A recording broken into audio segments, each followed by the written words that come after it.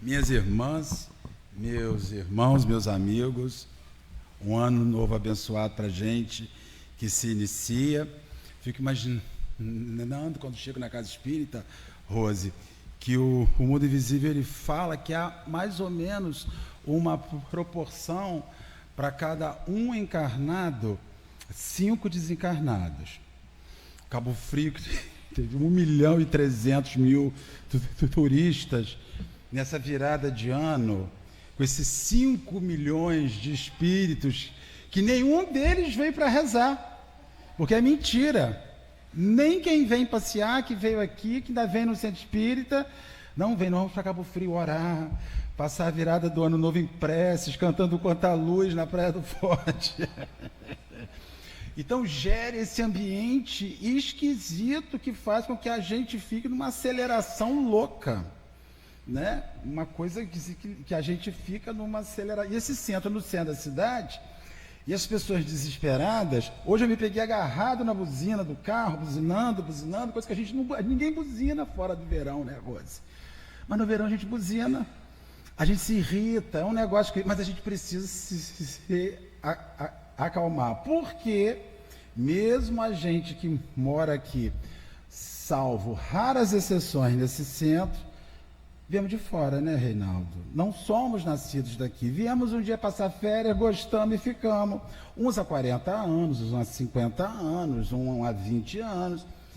Mas essa cidade realmente é maravilhosa. E tem um mar, vou dizer para os companheiros, sem bairrismo, único. Não há nada igual à Praia do Forte, de norte a sul desse país. E quem vos fala é uma pessoa que já visitou o litoral brasileiro quase que de fio a pavio. Nada é tão, gera tanto impacto quanto a Praia do Forte, 7 horas da manhã, com o mar azul e aquela areia branca, que a gente está demorando a ver sem gente, porque eu não sei quando foi a última vez que eu vi essa areia da praia sem gente, né, Reinaldo? Não tem. Então é impactante. A gente sabe que as pessoas vêm porque é, de fato, um privilégio viver nessa cidade. O privilégio é maior de março em diante, porque ela fica mais calma, mais tranquila, e convido os companheiros que estão habituados a vir a Cabo Frio essa época de férias. Melhor época de vir aqui é abril. O sol está quente, o clima mais ameno e a cidade é nossa. Né, Sônia, vai? Final de ano não é uma boa data, não. Mas é isso daí. Hoje nós andávamos pela rua, estávamos vindo do médico e encontramos uma jovem que foi aluna da gente de evangelização, Lúcia, nos Ceareiros do Bem, neta de Magnólia. Lembra de Magnólia? E ela nos falou que a Magnólia desencarnou tem 1 mês e meio. E quem foi Magnólia? Por que eu vou falar da Magnólia aqui? Nós fundamos há 30 anos uma casa espírita numa zona de periferia, e das primeiras pessoas que chegaram naquela casa foi Magnólia. Magnólia era uma senhora de origem evangélica, pentecostal, que tinha todo aquele perfil pentecostal evangélico. Chegou na casa espírita e continuou com o seu perfil pentecostal evangélico. Não era alfabetizada, não sabia ler, não sabia escrever. Dos seus 6 filhos, 3 foram assassinados por envolvimento com o tráfico na região que ela residia, que era uma região complexa, muito complexa, ainda hoje complexo, mas Magnólia sempre fazia o melhor dela. Ela sempre fazia o melhor, nada derrubava. Nada. E eu me lembro da disciplina da Magnólia. Uma mulher que não lia, que não escrevia, mas que ouvia. Existe um analfabetismo funcional, Rose, que é aquela pessoa que sabe ler e escrever, mas não sabe ouvir. Não consegue entender, porque ela acha que para entender só precisa saber ler e escrever. E quando você acha que para você compreender, Rosane, você só precisa saber ler e escrever, há uma probabilidade não de você desenvolver um analfabetismo funcional, que é saber funcionar ouvindo o outro. Magnólia era uma pessoa analfabeta de livros, Rosana se lembra, mas era uma pessoa extremamente sábia no plano da relação.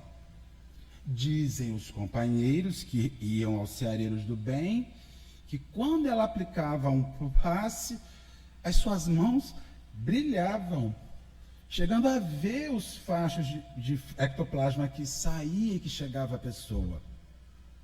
Magnólia, nos anos que estivemos juntos, foi uma pessoa rara, Sirene. Aquelas pessoas que por 20 anos de uma convivência, você nunca viu naquele indivíduo um agente de discórdia, de desordem, um agente de exigência, um agente de orgulho, de vaidade, de egoísmo, que é muito habitual aos que têm letras, um pouquinho de letras e um pouquinho de recursos. Hoje eu soube que depois de 3 meses internada, a Magnólia se foi. E eu fiquei muito triste. Primeiro porque a vida nos fez retornar para o centro da cidade e nós perdemos a ligação, mas eu fiquei muito triste porque esse mundo está muito precisando de gente boa, feito Sirene e Magnólia, sabe, Rose? Que esse mundo está cheio de muita gente complicada, que complica, que faz difícil, que acha que sabe e não sabe, e está criando problema numa pseudo-sabedoria. Hoje, quando eu ouvi na rua, em frente à farmácia, da neta dela dizendo que ela havia ido, eu pensei, meu Deus, Heloísa, se foi uma daquelas pessoas que a gente sonha ter por perto sempre, porque é uma pessoa que não cria problema, que não é um problema, porque a vida dela, apesar de todos os reveses, não se transformou num problema. Entende? E assim, naquele filme de 5 minutos, eu pensei, Jesus, o mundo precisa dessas pessoas, sabe, Léia? Não dá para... Porque a gente, para cada um desenrolado, são 160 criadores de problema, inclusive em todas as denominações, em todas as casas religiosas, em todos os ambientes profissionais. Isso está fazendo a gente ficar pesado. E quando a gente acha uma pessoa leve, apesar das lutas da vida, você vê que a doutrina espírita ela está além de um livro, muito mais além de um livro. Aí eu me recordei de uma fala atribuída a Francisco de Assis. Pregue o Evangelho. Se preciso for, use palavras. Porque o verdadeiro Evangelho que se prega são os atos que você faz. Isso me gera um desconforto pessoal enorme cada vez que eu venho ocupar isso aqui, essa tribuna. Porque eu descobri, Rose, que falar é tão fácil, é só estudar um pouquinho. Para você que fala direitinho, que não é gaga, mais fácil ainda, mas para um gago, a coisa é mais difícil. Mas não é sobre isso, Cíntia, não é sobre o que eu te levo. É sobre o que fica em você. Porque as pessoas te levam muito e não fica. Magnólia se foi e deixou. Aí eu fico me perguntando sempre se o espiritismo para a nossa vida ele é o lago por cima ou é o que está lá no fundo que exige de mim um mergulho maior. Nós vamos falar hoje sobre panteísmo. Panteísmo me lembra Pantene, shampoo. Não me diga por quê. Toda vez que eu escuto essa palavra panteísmo, eu visualizo um vídeo de shampoo, Rosane. Shampoo Pantene. Isso são as associações do cérebro, né? É uma coisa muito louca. Shampoo panteísmo, não é? Agora eu sei que você vai entrar no mercado, vai olhar e vai falar assim, isso aqui é o shampoo do Marcelo, shampoo panteísmo. Né? Toda vez que eu leio esse nome, panteísmo, E aí a gente vai pensar por que Allan Kardec chama para a reflexão um assunto que é completamente dissonante do espiritismo. E aí, mais uma vez, Rose, nós vamos compreender o volume de Kardec. Por que o volume de Allan Kardec? Porque Allan Kardec usa a codificação para discutir o que ele acredita e para pensar ideias que não tenham sintonia com o processo espírita. Normalmente, aqueles que estão estudando, que querem aprender, escolhem estudar só o que lhes interessa. Mas se você estuda só o que te interessa, você não forma um juízo sobre o restante das coisas do mundo. Então, o que Allan Kardec faz na obra da codificação? Ele não tem receio em chamar para o debate, em chamar para a discussão ideias dissonantes. Ele não tem medo para discutir ideias dissonantes. E o que Allan Kardec nos mostra é que para o espiritismo não há tabu. Nenhum tabu. Qualquer assunto é passível e deve ser discutido sob a perspectiva espírita, inclusive os assuntos dissonantes.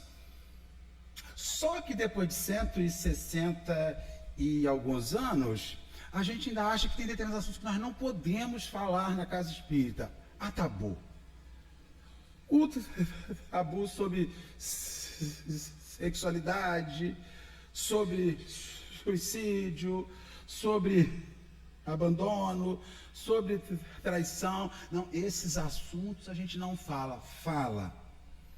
Todos os assuntos, a doutrina espírita se apresenta como um farol para nortear o nosso caminho. Então, quando você lê a obra espírita, principalmente quando você lê o Livro dos Médiuns, né, que é uma obra muito esquecida, os companheiros não leem, os companheiros leem mais Violeta na Janela que o Livro dos Médiuns, só que Violeta na Janela é o cantinho inflamado da unha em relação à obra de Allan Kardec, o Livro dos Médiuns. Você vai ver uma discussão profunda que Allan Kardec faz sobre as ideias dissonantes, sobre as ideias que se propunham aquela época que nós estudamos com a professora Rosane, segunda-feira, no estudo do Livro dos Médiuns, né? Professora Rosane, e aí a gente vai ver um conjunto de discussões onde Allan Kardec não tem medo de chamar para o holofote o diferente. Tem? Você vê isso na obra, o tempo inteiro ele está ali. Vamos chamar o diferente e vamos dizer por que o diferente pode não se consorciar com as nossas ideias. Só que a gente prefere mergulhar no próximo, naquilo que não exige de mim um plano de discussão, naquilo que não exige de mim um plano de reflexão. E aí nós somos obrigados a estudar o panteísmo, que foge completamente de qualquer ideia que os espíritos oferecem acerca de Deus, mas que não pode ser ignorado porque era um assunto levantado para discussão naquela época, o século XIX. Sabe, Cíntia, não dá para você fingir que isso não existe. Esquece isso aí, se a gente esquecer, passa. Não. Com o professor Allan Kardec não tinha esse negócio de larga isso para lá, esquece. Não, chama para discussão. Já que isso existe aí, quando a gente conversa hoje sobre assuntos ligados à transexualidade, não podemos falar essa coisa, devemos falar. Isso é um assunto que já é da vida, está aí. Todos nós já conhecemos. Antigamente você conhecia um, você conhece 2, 3, 4, 10, 20. Isso é irreversível. Quando você vai discutir sobre as relações homossexuais, homoafetivas, temos que discutir, temos que falar, temos que lançar a luz dos espíritos sobre isso, porque isso é irreversível. Quando nós vamos discutir sobre diversos elementos que a gente finge que não está acontecendo, porque a gente, quando vai falar sobre aborto, As pessoas dizem assim, é um crime. Eu concordo com os companheiros, é um crime. Mas, e a mãe? Ela está preparada para ter aquele filho? Qual é a situação daquela mulher? Por que ela quer tirar aquela criança? Isso ninguém pergunta. Então a gente tem que ir além. Vamos discutir sobre aborto, mas vamos discutir sobre o desejo de abortar. Vamos discutir sobre suicídio? Vamos discutir. Mas vamos discutir sobre a vontade, o desejo que tem motivado as pessoas a querer se matar cada vez mais jovem. Então nós temos que chamar. Porque as pessoas elas fazem assim, aborto é crime. Ponto. Suicídio é crime. Ponto. Mas apesar de você dizer que continua acontecendo. Porque nós criminalizamos, mas não chamamos para discussão. E o primeiro chamado é dizer assim, minha filha, por que você quer retirar essa criança? Por que você quer acabar com a sua vida? O que nós podemos fazer para que você leve essa gestação por 9 meses? Depois a gente pega junto, leva lá num lar de adoção e entrega. Mas a gente não discute. A gente criminaliza e a gente recusa e rejeita. E o pensamento de Allan Kardec, ele entra numa dinâmica discursiva. Temos que refletir sobre. Porque senão a gente entra num lugar horroroso. Então ele vai falar hoje sobre panteísmo. Na primeira pergunta diz assim, Deus é um ser distinto, individual? Ou como opinam alguns... Ele já cutuca lá, né? Alguns opinam resultante de todas as forças e de todas as inteligências reunidas do universo. Ou seja, Deus, ele é individual, ou como sugere a ideia do panteísmo, Deus, ele é a soma de tudo que há no universo. Tudo que existe tem Deus, tem este fragmento de Deus, é uma partícula de Deus, e Deus nada mais é que a reunião de todos esses elementos. Mas Allan Kardec faz essa pergunta, ele já sabia a resposta, porque lá no começo, quando ele começa a discussão do Livro dos Espíritos, quando ele vai estudar os atributos de Deus, um dos atributos de Deus é o fato de ser único. Ele é único. Então, ele é um ser à parte da obra. E o que sustenta o princípio do universo são 3 aspectos. Deus... Você desliga isso aqui, Márcia, que isso aqui vai voar cílio postiço, vai voar peruca, vai voar tudo, esse negócio aqui. Então, assim, o que se forma o universo são 3 pontos principais. Deus, um ponto. Espírito, eu, espírito, outro ponto. E a matéria, que nós podemos dizer esse fluido original, que sofre mutações, que dão origem a todas as formas materiais pelas quais nós conhecemos.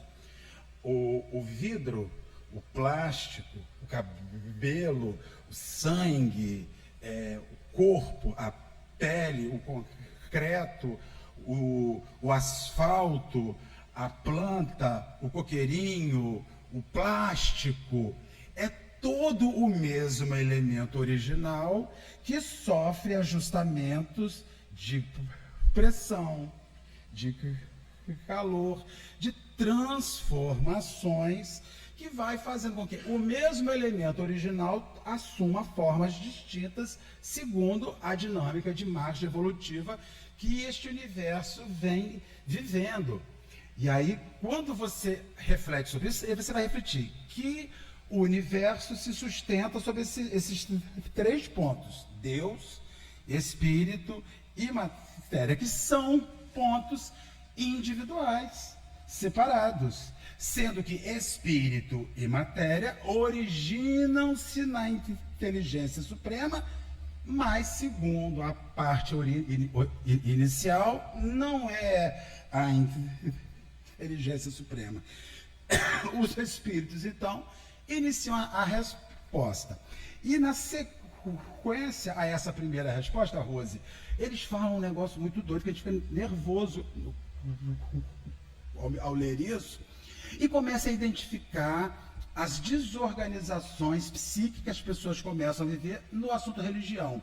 Eles dizem assim: se fosse assim, essa questão de que Deus não é único, mas ele é a soma do universo, de tudo que há, se fosse assim, Deus não existiria, porquanto seria efeito e não a causa. Quando toda a sua obra se reúne, ele surge, não a causa. Ele não pode ser, ao mesmo tempo, uma e outra coisa. Ou ele originou isso, ou ele virou isso. Ambos não dá. E aí ele vai agora dar a segunda parte dessa resposta. Que, Lúcia Lage, a gente não pode se esquecer disso, porque isso é sério. A gente vê uma quantidade enorme de gente enlouquecendo em religião hoje com base nesse fragmento de resposta. Deus existe, disso não duvideis, e é essencial. Crede-me. Aí ele segue: não vá além. Não vos percais num labirinto donde não lograis sair. Isso não vos tomaria melhores, ante um pouco mais orgulhosos, pois que acreditariais saber quando na realidade nada saberíeis. Deixai completamente de lado todos estes sistemas. Tende bastantes coisas que vos tocam mais de perto, a começar por vós mesmos. Antes de você mergulhar no submundo divino, querendo saber todos os seus meandros, ele está dizendo: começa pelo que está mais perto. E o que está mais perto de você, senão você próprio? Mergulha em você, por perto, e começa por vós mesmos. Estudai as vossas próprias imperfeições, a fim de vos libertar de si próprio, delas. O que será mais útil do que pretenderdes penetrar no que é impenetrável? Rosana, ele está dizendo assim: cara, você quer ir para um lugar que você não faz ideia do que existe lá. Você quer avançar para trigonometria, você quer avançar para equações de física profunda, quando se te perguntar rápido quanto é 1 mais 1, você pensa para responder.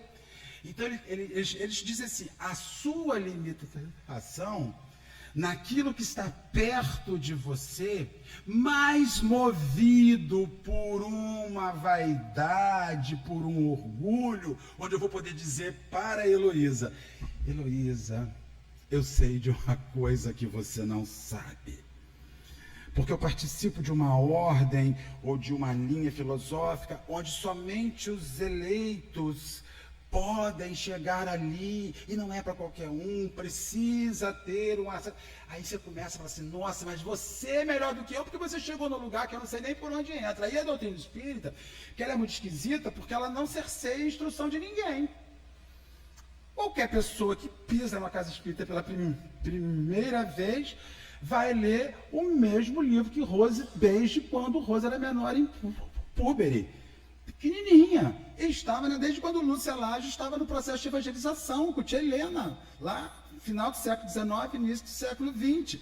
Então veja, nada aqui dentro é limitado, é cerceado, é inacessível. O problema é que às vezes as pessoas elas querem avançar no conhecimento mais profundo quando nunca leu o que é o espiritismo. Quando se você fizer uma pergunta a ela sobre a origem da doutrina espírita, ela não sabe responder. Mas ela foi no lugar E ela ouviu dizer que ela é médium. E que ela tem que desenvolver. Tem que trabalhar. Eu acho legal porque as pessoas vão num lugar que dizem que ela é médium e ao invés de abraçá-las lá e desenvolver lá, não, mas não é aqui o seu lugar. Procura os trabalhadores de Jesus. Aí já, venda casada. Parece venda casada? Começa aqui e finaliza lá. Aí o sujeito chega aqui e fala assim, eu vim aqui porque eu fui visitar uma senhora, Dona Ruth, desfaz, que tem aqui no Itajuru, e eu fui lá, ela leu um negócio lá, jogou uma carta, bebeu um chá, leu a borra do café, fez um báculo, você falou assim, Dona Lúcia, a senhora é média. Aí Dona Lúcia falou assim, não, mas aqui eu não trabalho com isso não, é lá no centro, atravessa a rua, lá no centro da Milota. Aí vem para lá para o centro da Milota. Aí a pessoa chega aqui, carta de referência de Dona Ruth faz, diz, eu fui lá, ela disse que eu preciso trabalhar. O que a gente faz com essa pessoa? A gente abraça e diz, bem-vinda, vamos trabalhar. Mas Allan Kardec, no livro dos Médiuns, ele diz que não se deve dar acesso a uma atividade mediúnica ao indivíduo que desconhece o que vai acontecer lá.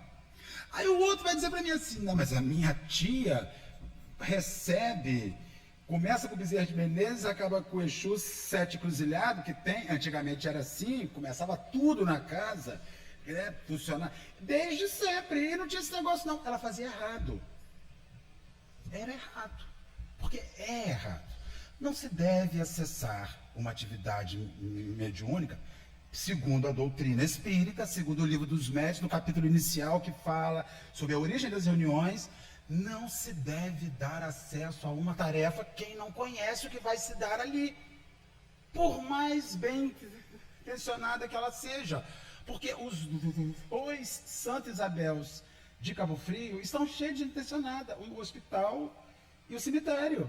Os dois, porque sabe, Cabo Frio tem dois Santa Isabel. Hospital Santa Isabel, cemitério Santa Isabel. Então está tudo cheio de gente bem intencionada, doente, moribunda, e uns já foram. Então assim, não se acessa. Você não pode acessar uma atividade que você não conhece. Qual o caminho de acessar uma atividade? Estudar. Aí a pergunta vem, quanto tempo dura esse curso? Né, Lúcia? Quanto tempo dura esse curso? Aí você fala assim, olha, uma vez por semana, né? 1 hora. Vamos fazer o seguinte, vamos ver como você se comporta como aluno. Porque ele tem um período X, mas às vezes você no desenvolver da atividade vai assimilando o negócio com uma velocidade mais rápida, vai criando conceitos e está ali com um período, uns com 1 ano e meio, outro com 15 não está pronto ainda, não sabe nem como é que funciona a incorporação, acha que ainda tem que engolir a entidade, o espírito entra por via oral, né? Tem gente que ainda acha que vai ali e não é, aí você tem que explicar para a pessoa que é uma energia que vibra um campo psíquico externo, que vibra junto ao seu campo psíquico e faz uma ligação do perispírito desencarnado com o perispírito do médium, e esse perispírito do médium é responsável por enviar uma onda psíquica ao cérebro, e na verdade a psicofonia, a mensagem mediúnica, a psicografia se dá a nível de cérebro. O espírito ele precisa assumir o seu sistema cerebral. Então, é o cérebro que funciona, é o cérebro que recebe as impressões.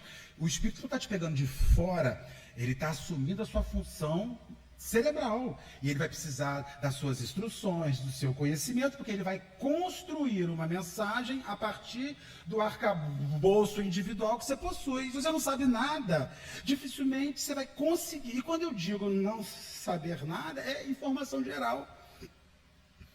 É saber coisas que os espíritos possam manipular para consolidar uma instrução. Então, os espíritos, vocês querem mergulhar no submundo, no profundo, e não conhecem os elementos mínimos. Já começa aí. Quando você quiser aprender algo, comece do começo. Melhor lugar para começar, né? 15. Que se deve pensar lá sobre essa opinião segundo o qual todos os corpos da natureza, todos os seres, todos os globos do universo seriam partes da divindade e constituiriam em conjunto a própria divindade. E por outro, o que se deve pensar sobre o panteísmo? A doutrina panteística justamente é isso. Deus é a soma do universo. Essa é a doutrina panteísta. Esse é Deus. Você, com a cadeira, com isso aqui, com o planeta, com todas as coisas materiais e imateriais que estão aí, somados, Deus. Essa é a ideia. Aí os espíritos, tem umas respostas, Rose, que os espíritos oferecem, que são sonsas. Eles são meio sonsas. Lúcia, a gente já leu e sabe que os espíritos têm hora, ô Sérgio, que eles são sonsos na resposta. Eles dizem assim: não podendo fazer-se a divindade, o homem ao menos quer ser parte dela. Já que você, numa dinâmica antropomórfica, não consegue assumir a forma de Deus, você pelo menos quer ser, né, a verruga de Deus, o pelo encravado de Deus. Atende pelo nome de Rosane. Né? Não, eu sou parte da divindade. Ele vai dizer: olha, não conseguindo virar, vocês querem pelo menos ser um fragmento da divindade. E aí, Allan Kardec, porque Allan Kardec ele não jogava a toalha rápido. Parece que quanto mais as respostas estão ficando, né? Se coloque no seu lugar, se ajuste com o que realmente importa. Ele queria saber se era isso. E por algumas vezes, ele, para tentar dar uma volta nos espíritos, fazia a mesma pergunta 4 ou 5 perguntas depois. E eles, mas de novo, nós não já o respondemos sobre isso, porque epa, o negócio aqui está organizado. Naquela época, o computador deles já sabia que as questões haviam sido feitas. E algumas vezes eles respondiam: parece-nos que você quer nos testar. Não entre por esse caminho. E chamava atenção. E dizia: não pense que a gente não sabe. Mãe faz isso com o filho, né? Muito, né? Vai testar essa criança. Mas eles não, eles sabiam disso. Aí pretendem, os que professam essa doutrina, achar nela a demonstração dos atributos de Deus. Sendo infinitos os mundos, o Senhor, ele é, por isso mesmo, infinito. Não havendo vazio em nada, em parte alguma, Deus está por toda parte. Estando Deus em toda parte, pois que tudo é parte integrante de Deus.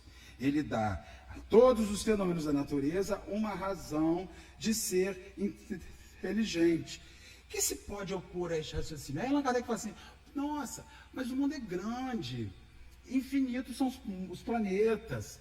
E se o Senhor está, se ele viaja por este infinito, se ele está, e por que nós não dizermos que todo este universo pode ser chamado de um único nome: Deus? Aí eles respondem assim: a razão diz que não dá. Refleti maduramente e não vos será difícil reconhecer-lhe o absurdo. Os espíritos estão chocados, estão imaginando a resposta de São Luís na pergunta dessa, de boca aberta.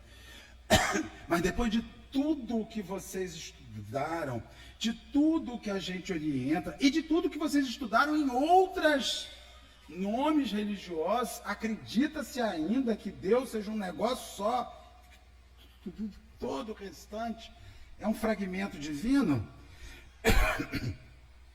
Aí ali eles ficam, né, Allan Kardec fica ali pensando, eu fico imaginando, né, algumas respostas, a vergonha, e talvez ele fale assim, não, ó, eu fiz essa pergunta porque era a pergunta de tabela, a gente tem que fazer, né, pediram para fazer, Rosane pediu para fazer, né, Heloísa, faz essa pergunta lá, Heloísa, para os espíritos lá, para saber isso. Então ele chama sobre razão, e ele diz o seguinte, a razão, ela nos fala que existe uma fonte, que é a pergunta número 1 de O Livro dos Espíritos, que é Deus. E ali você já vê Allan Kardec formatando uma pergunta diferente de normalmente como a gente faria sobre... Se você pergunta quem é Deus, você busca em Deus uma personalidade. Quem é você? Isso é uma pergunta. Que é você? Isso implica complexidade, porque isso vai além. Então ele vai além dessa perspectiva nominal. E aí os espíritos respondem. Nessa pergunta número 1, que é Deus? Eles respondem, Deus, ele é a inteligência suprema, causa primeira de todas as coisas.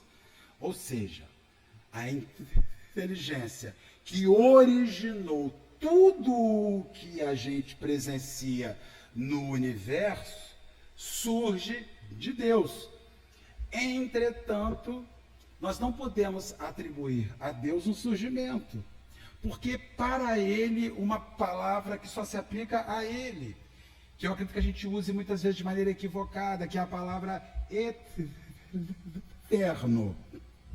A vida, ela não é eterna. A vida ela é infinita. Quando eu digo que uma vida é infinita, eu digo que ela teve começo, mas eu digo que ela não vai ter fim. Quando eu digo que a sua vida ela é eterna, eu atribuo a você uma vida que não teve começo, que existe de sempre. É por isso que a palavra eterno, na minha perspectiva reflexiva, só se aplica a Deus. A sua vida não é eterna, a sua vida ela é infinita, porque em algum momento a inteligência suprema liberou o princípio espiritual na fantástica fábrica de princípios espirituais de Deus, e aquele princípio espiritual fazendo uma jornada até o ano de 2021 ter esse nome lindo de Heloísa, ser minha amiga querida e amada, amiga de enchentes, de Petrópolis, de troca de mensagens, de vídeos, a luta, né, Heloísa? Então, assim, Heloísa, ela é infinita. Heloísa não é eterna. Porque se eu atribuo a você, eu digo que Rosane é eterna, porque os 5 atributos divinos só cabem a ele.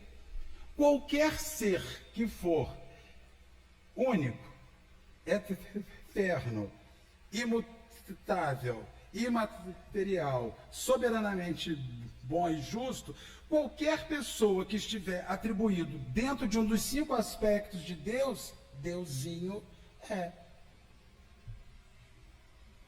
Não é? Então, se algo em mim é idêntico a um dos princípios divinos, Luiz Fernando, não se aplica. Eu não sou imutável. A gente muda o tempo inteiro. Marcelo de hoje não é o de 15 dias atrás. O Marcelo de hoje não tem nada a ver com o de 2 meses atrás. Esse, então, se perdeu nas poeiras do tempo, já com 2 meses atrás. Desapareceu. Então, assim, você não pode, dentro da minha perspectiva, de ler um pouquinho a obra, atribuir a coisa alguma uma atribuição que é exclusiva de Deus. Porque se você atribui aquilo a Deus, aquilo que você atribui tem uma característica divina. Deusinho é. Então a gente não dá para fazer isso. E nesse princípio ele origina, ele gera sem fim. Mas a cabeça da gente, ela é muito maluca, porque a gente fica pensando assim, que horas Deus disse que esse princípio espiritual existente sob a perspectiva mineral assume uma versão protoplasmática ali e vai se animalizar, segundo a Caminho da Luz nos fala. Parece que é como se parece que Vera foi cozinhar a beterraba, botou a beterraba no fogo e falou assim, vou deixar 30 minutos que ela está cozida. Apaga o fogo. Não funciona assim. Porque a vida, segundo nós compreendemos, ela tem uma origem dentro de uma lei cósmica, que justamente é o princípio da imutabilidade divina. Desde do princípio do faça-se a luz, funciona do mesmo jeito a dinâmica de evolução. Então, Deus não fica lá dizendo assim, eu acho que está na hora daquele chimpanzé virar gente. Não, aquele gato já está muito sabido. Aquele cachorro, né, já está está na hora de fazer a alma. As pessoas elas acham que a vida funciona assim, sabe, Lúcia? Que é uma regência, que Deus fica lá e fala assim, Lúcia, não está na hora de botar asa ainda não. Não, está longe. Fica mais um pouco aí, porque na cabeça humana ele está regendo o universo assim, mas não funciona assim. Ele gera. E as leis imutáveis divinas fazem a coisa acontecer. Não muda. Não tem transformação. Desde a sua origem, a inteligência suprema, causa primeira de todas as coisas, fez a luz.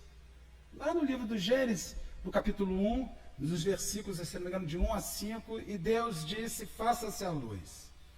Ou seja, surja. Dali para diante, ele não faz mais nada. Quem faz é a lei imutável, que faz com que o babado ande para frente.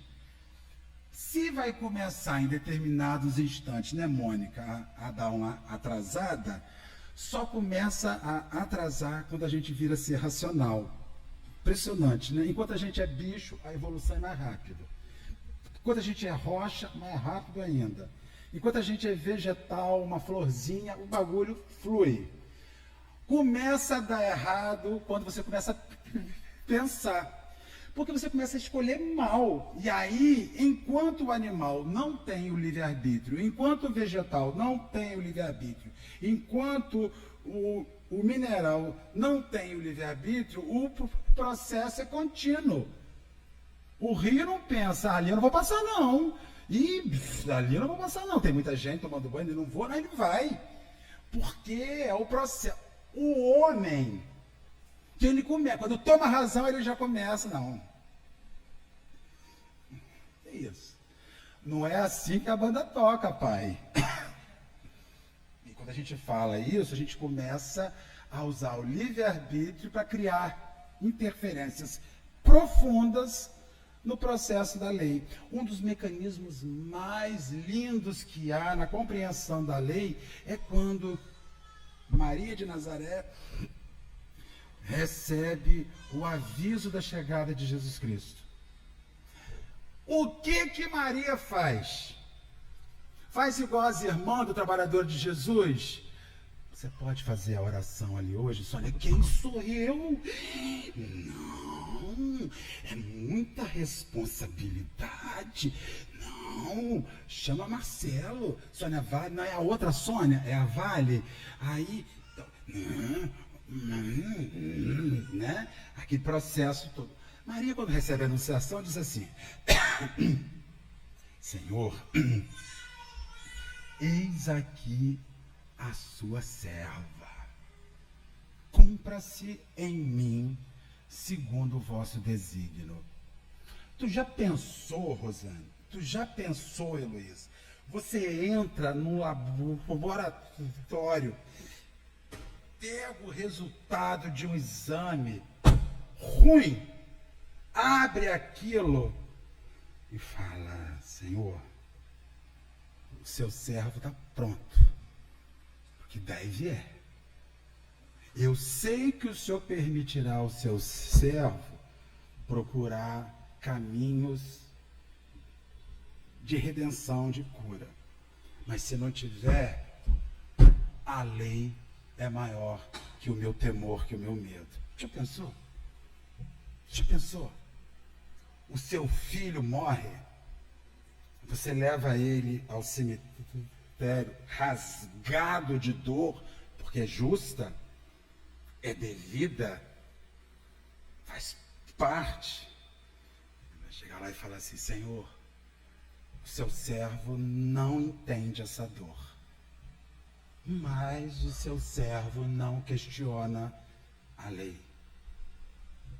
Cara, a gente já ia, tá batendo asa lá em Júpiter de velho, porque a nossa vida é contestação da regra. E aí vem o processo do panteísmo e quer criar uma baderna na regra. Eu estou começando a tentar, sabe, esse esforço. Eu não vou discutir com o que deu errado. Não vou discutir com o que deu errado. Faz parte de um projeto. Se a vida me oferece caminhos para resolver, ou tentar resolver, eu vou buscar. Mas, Leia, eu nunca vou questionar o que se deu. Aí a gente vai e deita e fala assim: ai, Senhor, eu estou naquela recepção, 10 anos, aquele grupo de WhatsApp, mandando mensagem, resolvendo problema, resolvendo vaga, eu quero reclamar em público, que Manuel Carlos não me avisou que eu tinha uma vaga aqui dentro hoje. Parei lá na Igreja Batista, né? Mas tudo bem, já estou perdoando ele. Aí ele falou assim: mas é quarta-feira eu guardo vaga. Eu falei: mas só guarda para os oradores famosos de domingo, para os da casa, de quarta a gente sobra. Aí, então, quer dizer, a gente tem que começar a parar de bater de frente com a lei, com o que precisa acontecer. Não dá. Você sabe que tem coisas que você não pode te gladiar com. Aconteceu. Me resta o quê? Eu tenho que me ajustar. Porque o projeto é esse. Veja até onde é possível a mudança. E se não for, abaixa a cabeça e vai. E aí a gente vai estudando o tempo inteiro que tudo o que está acontecendo é fruto desta origem da inteligência suprema. Causa primeira de todas as coisas que vem desenrolando as questões do mundo. E meus irmãos, Lúcia, Candeia, você sabe, você é muito mais experiente do que eu, que nada está errado, Lúcia. Eu posso até achar que está. Mas 2, 3 anos depois, qual é a reflexão? Ai, Senhor, que vergonha. 3 anos atrás eu dei um acesso de nervoso, achando que estava tudo errado, e 1 ano, 3 anos depois, o Senhor desenhou na minha frente. Aí você faz o quê? Baixa a cabeça. Murcha. Alguns se deprimem, porque perderam um tempo enorme com essa luta. Então, a inteligência suprema gera. Ela não é o que ela gerou. Ela não é o que ela gerou. Quando você vê uma obra, ainda que você possa dizer, isso é um Renoir, isso é um Cândido Portinari, isto é um Van Gogh. Se você destruir a obra, a individualidade continua sendo a mesma. Se você destruir o universo, o Senhor ainda será o Senhor. E fatalmente reiniciará tudo de novo. Igual Vingadores Ultimato, a luvinha do Thanos, maneira, dá aquele estalo ali, pá, resolve os problemas. É meio que assim, a obra vai. Então, quando você associa a forma de Deus a toda essa imperfeição que está aí em evolução, você coloca ele numa situação bem difícil. Porque ele é perfeito. A lei é perfeita. Se você desocupar a sua casa, sair dentro da sua casa, deixar porta e janela aberta e voltar daí 1 ano, tem uma floresta lá dentro. Se for em Petrópolis, então, com aquela umidade, né? Fecha, abre sua casa. Com cimento, com concreto, com cano. Sai de casa. Larga ela aberta. 1 ano. E volta daí 1 ano. O que você vai encontrar lá dentro? Se ninguém invadir, a natureza vai tomar. A vida segue. O curso natural. Rose, vem, são 8h30 da noite. Eu achei que você até meia-noite hoje vai passar a virada aqui. Mas esse projeto é importante. Convido os companheiros assim, estudem doutrina espírita. Mas quando. Dá licença, Rose, pode sentar que eu vou falar 5 minutos. Não estudem doutrina espírita em vídeos, tutoriais de YouTube de 5 minutos.